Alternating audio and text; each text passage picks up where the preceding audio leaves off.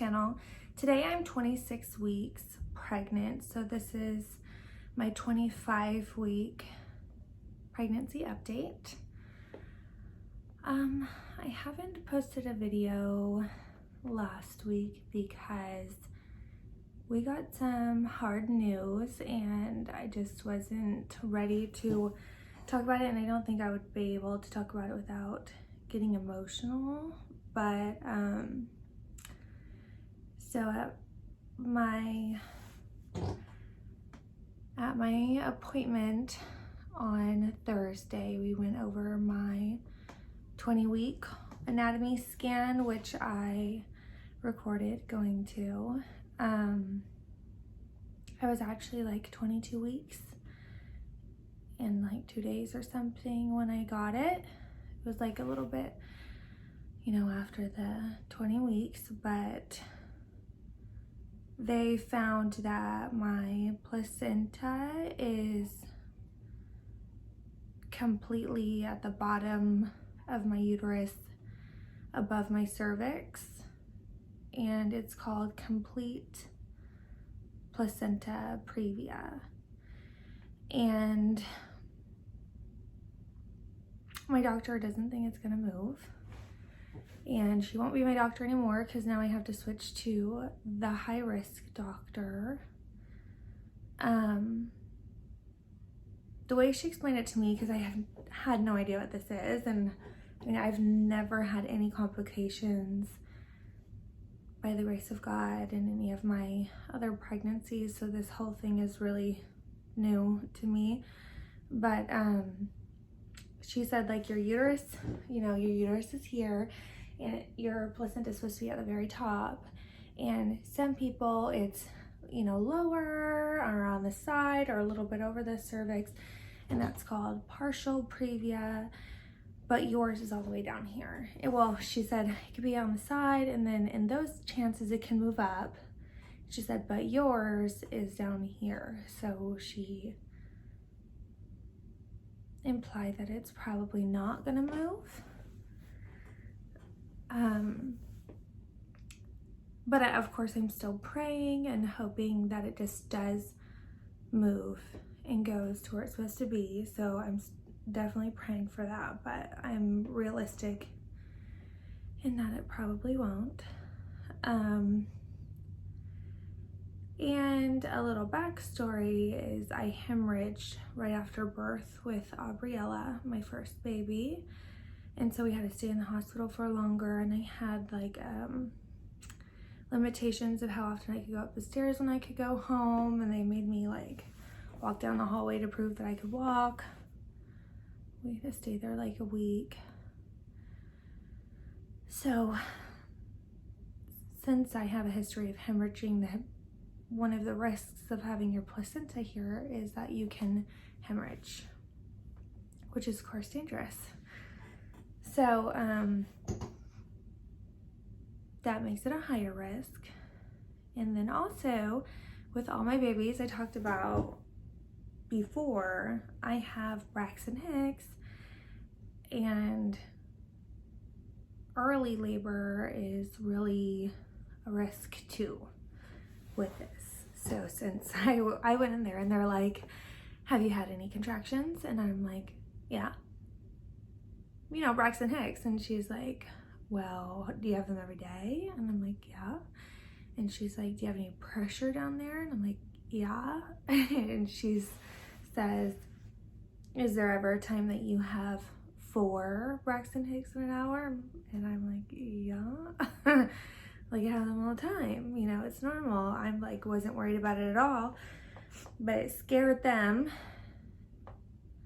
And so I had to go straight to labor and delivery after my appointment, which was hard. Just walking into labor and delivery alone, without a hospital bag, without my husband. It was like not fun. So they hooked me up to monitors, which I definitely was having contractions while I was being monitored. but they like ran these tests and stuff and checked me for this hormone that would be released if I was in early labor. And they said if this test comes back negative, you can go home. If it comes back positive, you're admitted and you have to stay. And I was like, what? You know, like when you're 25 weeks,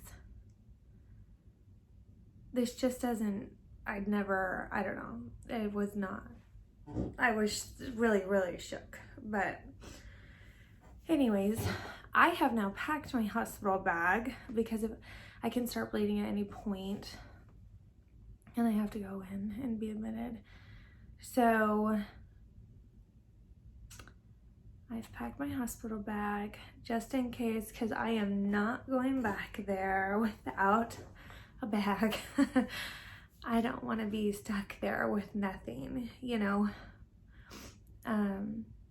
Another thing about this complication is I would need a C-section at 36 weeks. Like they try to get me to 36 weeks and then have a C-section, which is also so mind-blowing to me because it's my 4th baby. Like, you know, with your first baby, you're like, I hope this is healthy. I hope I make it to 40 weeks. I hope I don't need a C-section, because you don't know like how your body will do things.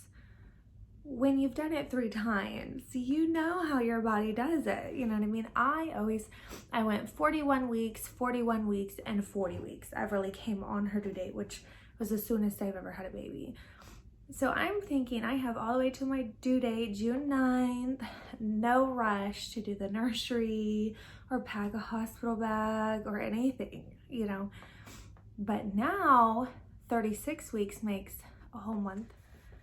Okay, I'm back. I ran out of memory. So like I was saying, it takes like a full month off of what I had to prepare and the risk of her coming early. I've never had a baby early, so I didn't even think of the idea that maybe I'd have the baby early. So it's been a lot, but we're just praying. Oh, and I'm on pelvic rest, which is like a lot of limitations. I can't walk too much or stand for too long, or,